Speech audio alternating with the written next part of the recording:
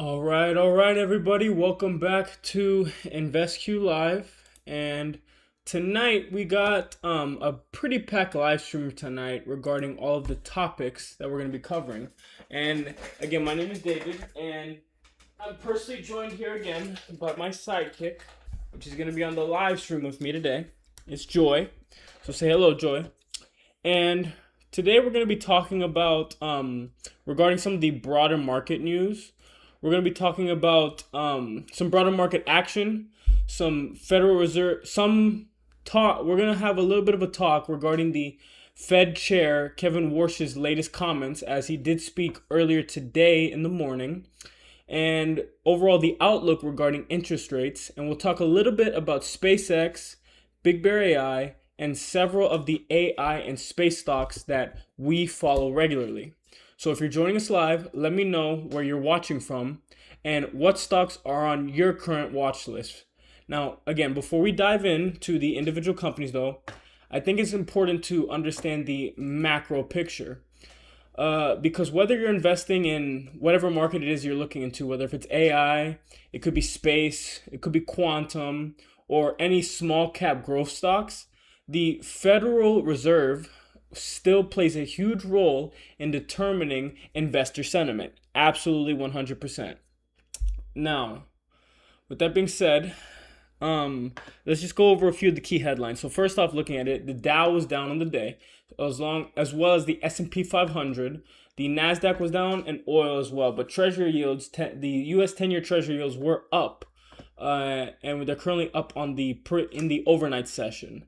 So again, it did change a little bit now because it is 8 p.m., but the initial headline was right here. This is more of like the co-main event, the co-main headline, as this was right there, but it's regarding the Fed chief Kevin Warsh is declining to hint at the July rate decision, but he says inflation is too high. This is the main headline. Now, right away, I think there are two important takeaways from this, because first off, Warsh was intentionally avoiding giving the market any indication about what the Fed may do at its upcoming July meeting.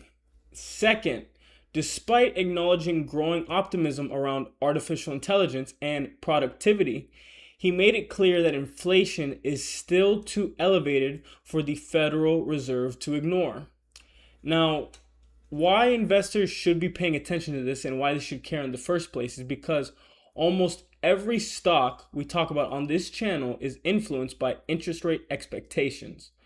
And when we take a look at companies or take into consideration companies like BBAI or Rocket Lab or something else in the space sector like Redwire or Planet Labs, and even other smaller cap companies in cybersecurity or defense like CTM, LAS, or fintech stocks like SoFi, there's many other growth-oriented business that tend to be more sensitive to interest rates than more mature dividend-paying companies. And when investors expect lower interest rates, growth stocks often benefit because future earnings become more valuable in today's dollar. But if inflation remains stubborn and the Federal Reserve keeps rates elevated for longer, it can create additional pressure on valuations, obviously. Come on, Joy. Okay, I'll put my sidekick down. There we go.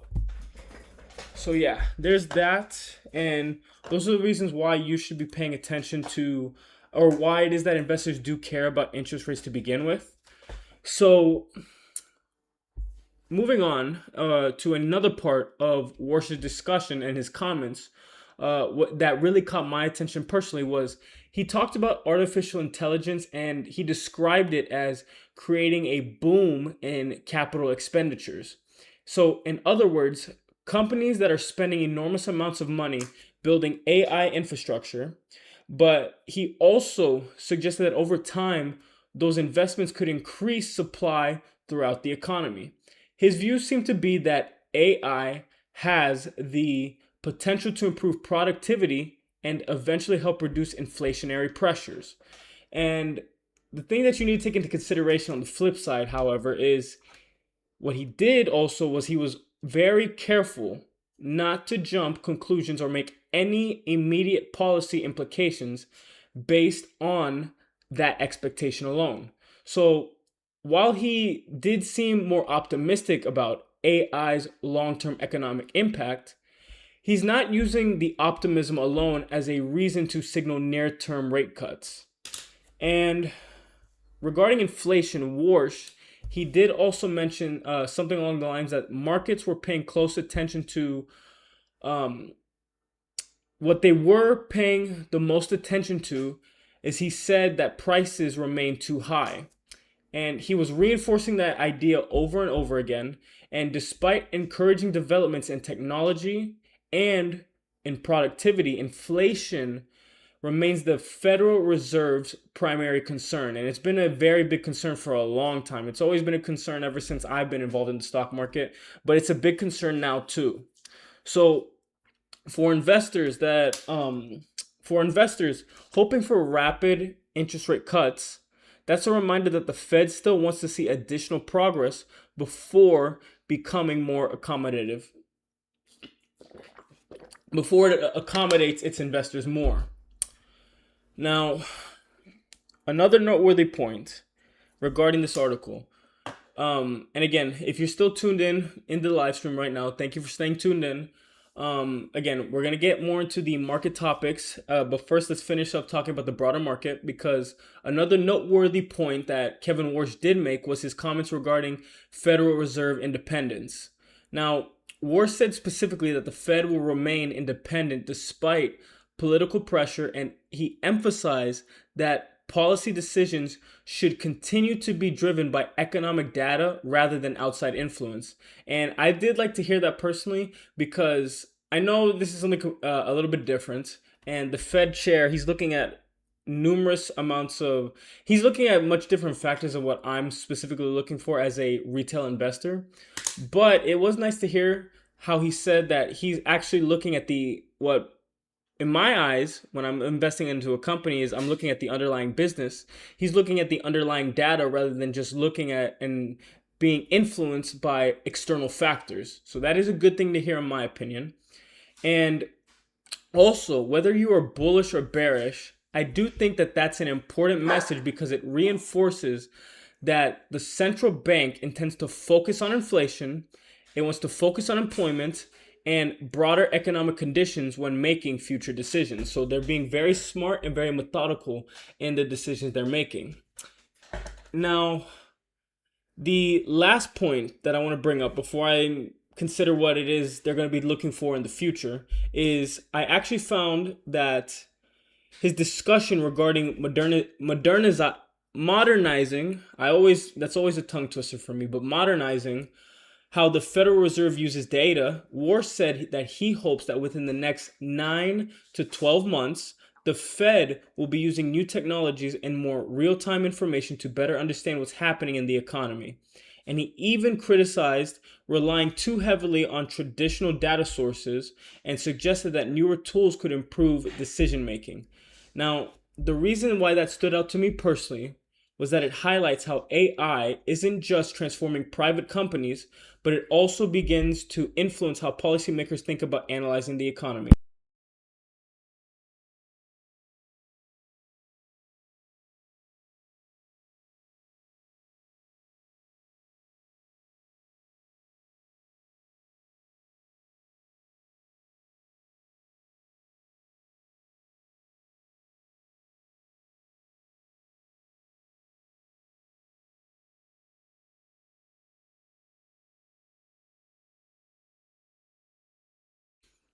And he also, and again, looking forward, he mentioned that the leaders for the Federal Reserve's new task force is expected to be announced soon.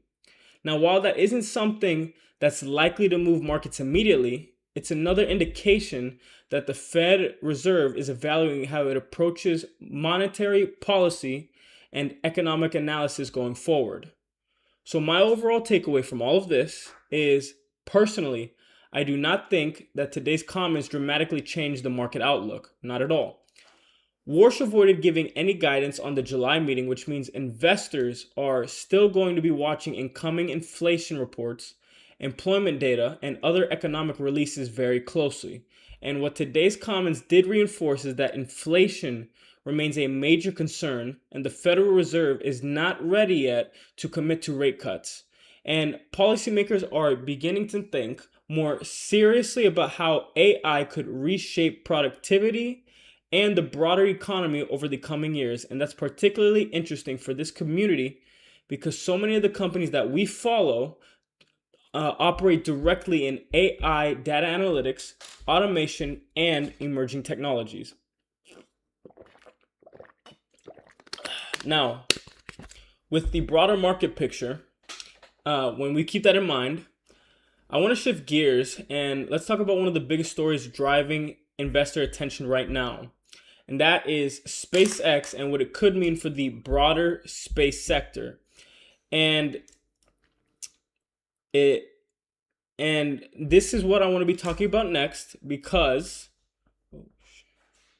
this is something that a lot of investors have been interested in regarding SpaceX, because I am going to be posting a video about it in the future as well. And just bear with me 1 second, guys. So that's very interesting. But yeah, anyways, SpaceX and all the space stocks in general, they have been they did have their hype initially due to the IPO that came out 2 weeks ago. As we know that their initial public offering price was priced in at $135, and within just a few days, within 3 business days, 3 trading days, it did shoot up all the way to $225.64. Now we came all the way back down to we closed the day at $157.54. So right now we're much closer to the IPO price offering that we're there right now than we were earlier in the week. And the thing about it is, it did seem, in my opinion, and again, you guys can give me your own opinion on what it is that you think about all these space stocks out there right now. Because when we looked at Rocket Lab, in fact, when was the day? It was, dumb. Yeah, so no, it was on June 12th. That's when the IPO came out. Let me just make sure that was the actual day. So yeah, the SpaceX IPO. Yeah, it was on June 12th. So it happened roughly 2.5 weeks ago. And when it came out and I was looking at the other stocks, it did appear that money was flowing out of all the other individual stocks, because on the 12th, again, it was a very bearish day for Rocket Lab. And you're going to see the same trend among other stocks as well. If you look at Planet Labs, they had a bearish day too. If you look at Redwire, you're also going to see that their day as well was decently bearish too. Right here. Yeah, right there. And then the same goes for Intuitive Machines. Right here as well. And then you're also going to be seeing with another one with Black Sky, you will be seeing that the same trend happens with everything in the space sector. So initially, I've heard both sides of the story, where people are overly bullish and extremely hyper bullish when it comes to SpaceX and the space sector as a whole.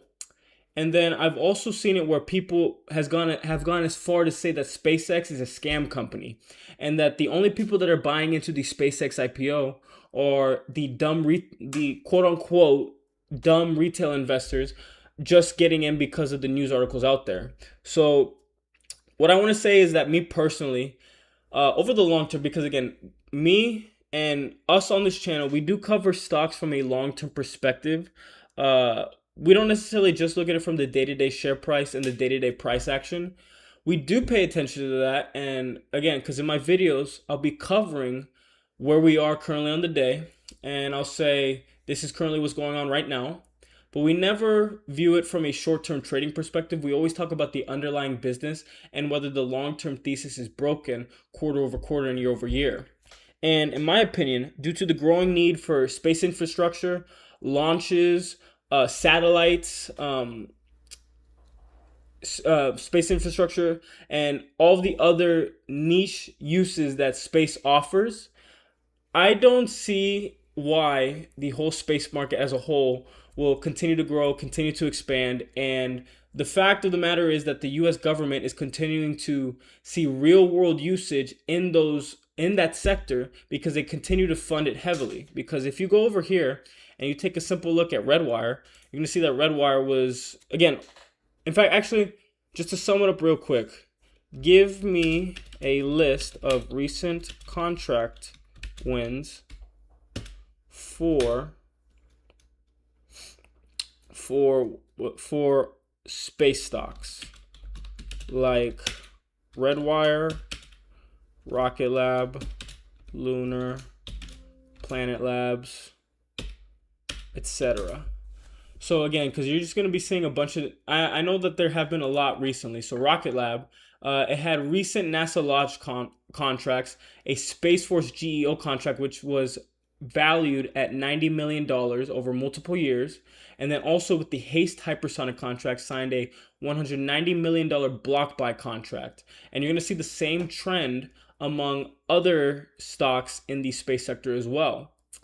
So when you see a company, or not just an individual company, but you see a whole market that is getting funded by the US government, that is going to continue to grow in demand, and that demand doesn't appear to be diminishing or slowing down anytime soon, typically, and also when you see that the underlying business is approved, because Planet Labs alone, they also just had their recent quarter and they were setting record revenue, I believe. Let me take a look. Just to give you guys an example of what it is I mean. Planet Labs recent quarterly.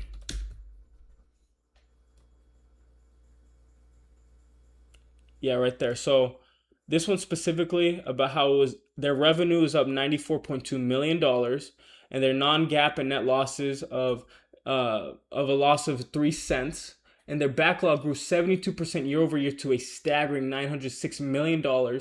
And again, remaining obligations, their RPOs rose to 81% to a total of $816 million. So they have a backlog of almost $1 billion. And all I'm trying to get out here is that if the underlying business and the financials continue to improve overall, and the demand continues to increase and it doesn't appear to slow down, I don't see why space stocks in the long term can't be winners. The only thing is in the short term, due to the high expectations, because when investors, they have extremely high expectations for a stock or a market, what typically happens is you will see immediate hyper bullish type of activity where it goes kind of parabolic, but very bullish, and then it has a pullback. And basically the sentiment and the psychology is, yes, I love it. And then as it crashes down, people are like, oh my goodness, I knew this was a scam. So we at this channel, we don't like to get sucked in with those types of emotions when it comes to individual stocks or any type of market sectors in the stock market. But what I am trying to get at is in the short term, you're going to see a lot of volatility, and it's completely and for the most part driven by emotions, and it has nothing to do with the fundamental analysis of a stock. So in the comment section, let me know what it is you think about space stocks as a whole and what it is that you guys are buying. In fact, let me just put in the chat. Are you guys still watching space stocks? So yeah, there we go. Now, the next thing I wanted to cover, guys. So first and foremost, we talked about space stocks. We did a little bit of a rundown regarding the Kevin Warsh comments from today. Now, what we also can transition into, and what I want to transition into, was, again, what was talked about in the topic, and in the topic of the thumbnail in the headline, because, let me see here. So, sorry guys, bear with me one moment. I'm just experiencing a little bit of technical difficulties. So let's see.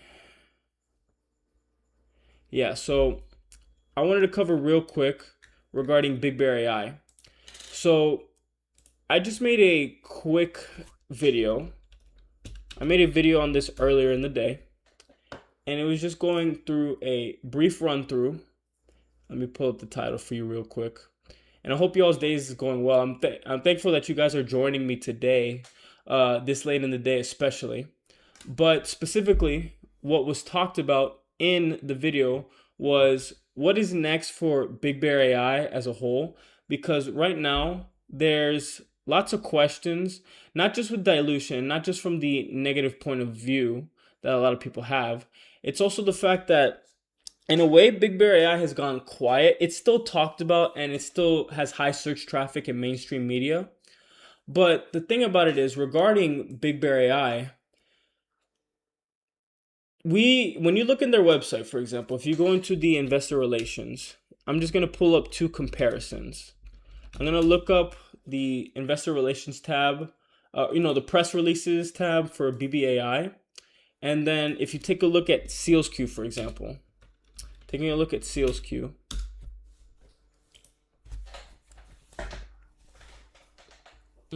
Sorry, my back was a bit itchy. And again, they just had more PR today too. So there you go. So that's what I'm trying to get at. So if you look at the press releases for BBAI, you're going to be seeing here that the last article that came out was regarding the Panama Canal, Dry Canal, the supply chain, and how they announced the first deployment of it. That was I don't want to say all the way back, like it was a long time ago, but it happened in May 20th. SealsQ has been doing a very good job, and they have been really trying to emphasize the importance of communicating with their investors. And they really want to get the word out about what management has been doing and the work they have been doing behind the scenes compared to BBAI. Even though I am a fan of it, I'm a shareholder of it, and this is not financial advice for it as a disclaimer. Still, you have to realize that when things get quiet, there's not going to be a lot of investors. There's many investors that are very emotional and are not willing to sit on their hands through uncertainty and periods of quiet. So in the video, what I did highlight was talking about what it is that investors should be watching out for and what it is that they're going to be looking out and what it is they should pay attention to as upcoming press releases and any future developments regarding the company. So for BBAI, the first thing that I brought up was regarding the backlog, because as you do know, it grew at a record rate from a quarter-to-quarter basis. So their near record contract backlog almost at 300 million, but the exact number was at $281.9 million. And that's representing a 14% sequential increase from the fourth quarter of 2025. Now, the first thing that I want to bring out, contracts, again, because you do know how backlog does work. I know everyone on my channel understands the concept of backlog, which is basically the revenue that they generate from the contracts that they are awarded. It's basically revenue that has not been realized yet and is going to come in the future because a multiple year out contract that's set out for, I don't know, like $200 million and it's set out for a 5-year period. They don't get the full $200 million right there. So that revenue that's going to be coming throughout those 5 years is their backlog, and it's unrealized revenue right now. Now, even though that with the government shutdown that we had a few months ago and how there's been a lot of instability and lots of geopolitical tensions, Big Bear still does a good job by getting more contracts and increasing their backlog. So with everything that's going on, it's a good thing to see that BBAI was still able to pull this through for the previous quarter, for the Q4 quarterly report, or the Q1 quarterly report that they did have. Again, it came out on May 5th. So that was good to see. And contracts are pretty shaky. They're not something that's consistent revenue. The same way that something else is, like just selling the products and services that they utilize, and how the products and services that they can sell to the general public. That's something different compared to contracts to add to the backlog, because things are somewhat unstable. And I think that, for me personally at least, again, you do as you'd like when it comes to the stocks that you watch, the stocks you hold, buy, sell, and have on your watch list. Again, with everything that I mentioned regarding backlog and the shaky nature of getting government contracts, that is one of the reasons why my investing thesis for the long term for BBAI has not been broken yet. And keep in mind, BBAI has also been expanding at a pretty big rate as well. Because when you look at it, thank you guys for the love. I see all the emojis you're giving me. Thank you, thank you. I appreciate you. So the second thing that you have to realize is, again, they're expanding. And I've been talking about this for a while because even though BBAI, when you just look it up, the first thing that most people think about is how they're a defense company. They're highly tied with the US government, and they also do think about the partnerships they've acquired and their airport technology, the facial scan with AI. You have to realize that they're trying to make sure that they're not just solely known for one thing. They're expanding.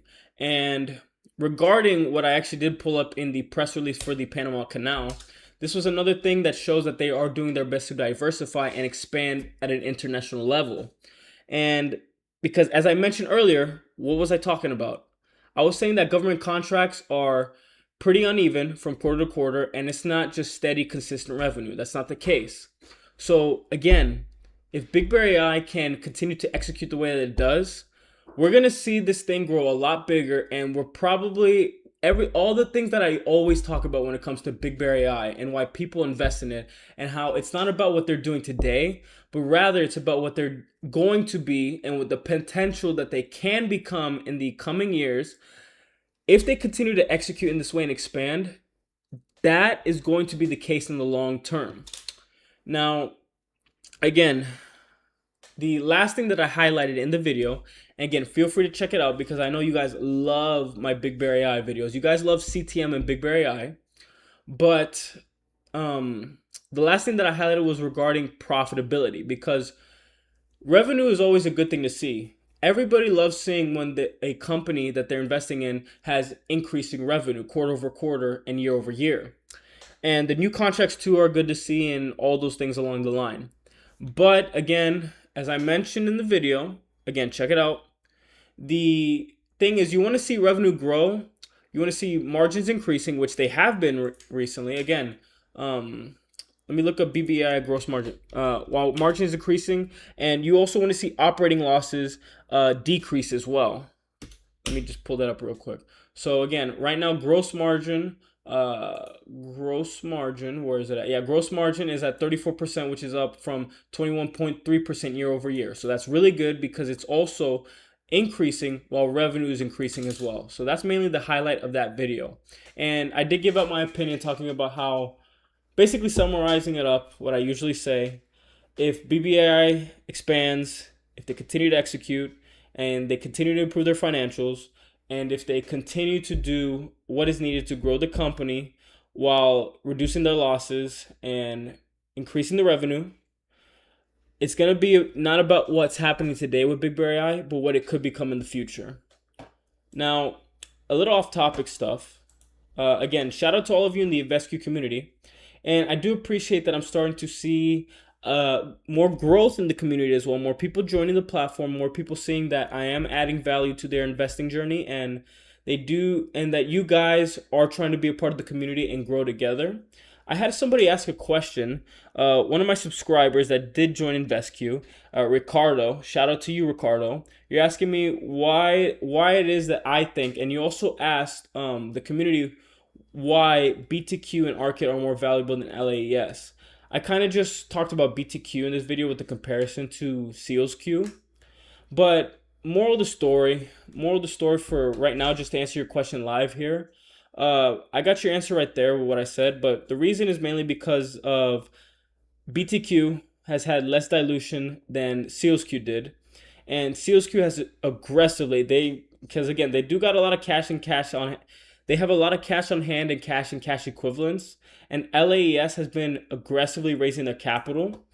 Now, even though I do like SEALSQ and I do believe in the long term, all it is the market is waiting to see actual those acquisitions that they have been getting and that they've been acquiring actually transition into results. But speaking on that, since that is the case, I mentioned earlier in the live stream that SEALSQ has been doing a very good job to make sure that they communicate to their investors what management is doing behind the scenes to actually show that, hey, we're doing things now, we're continuing to improve, and we're going to keep on improving as time goes on. And we want you guys to see it so that you guys get the full picture of what's going on behind the scenes.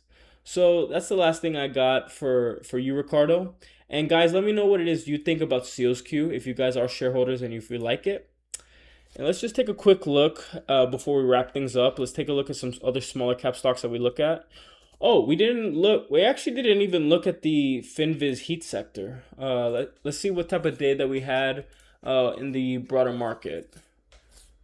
I did a quick look at the Dow and the S&P 500, but let's look at the, oh, that is not what I want. Let's take a quick look at the heat map. Take a quick look at the heat map.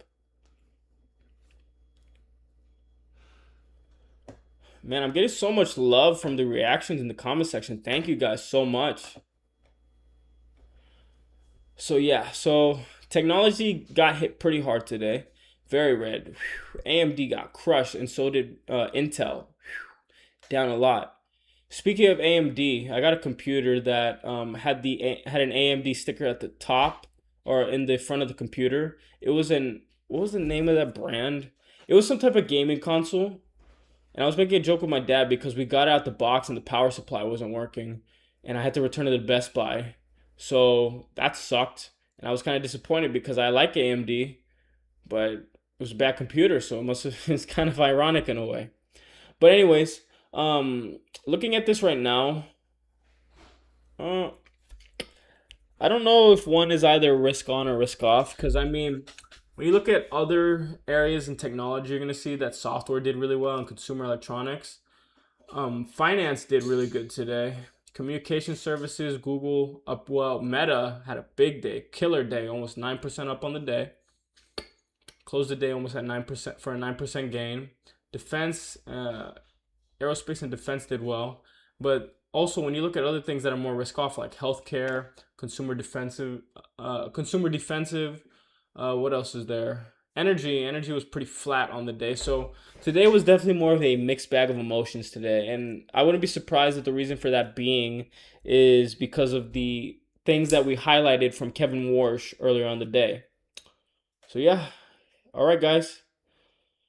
So that's everything that I wanted to cover today. I'll leave it open just for a little bit. If anybody has any questions that they want to ask, let me know. Let me know, and I'll be happy to address it. CTM, CTM did have a little bit of a pop today. We went up all the way to like 76 cents. Yeah, almost 77 cents on the day. We were up more than 5%. So nice to see just a little pop the way that it was. I wonder when it is we're going to get to $1. Hopefully it'll be sometime soon. Wouldn't be surprised if it happens in the coming weeks or not. But yeah. Well, alrighty, guys. That's it for today's live. If you guys did feel I added any value to your investing journey, please hit the like and subscribe button. And also comment below what it is you want to see in future upcoming live streams and future upcoming videos. And thank you all for the support. I love you guys for tuning in. Stay safe. Keep making good decisions with your long-term portfolios.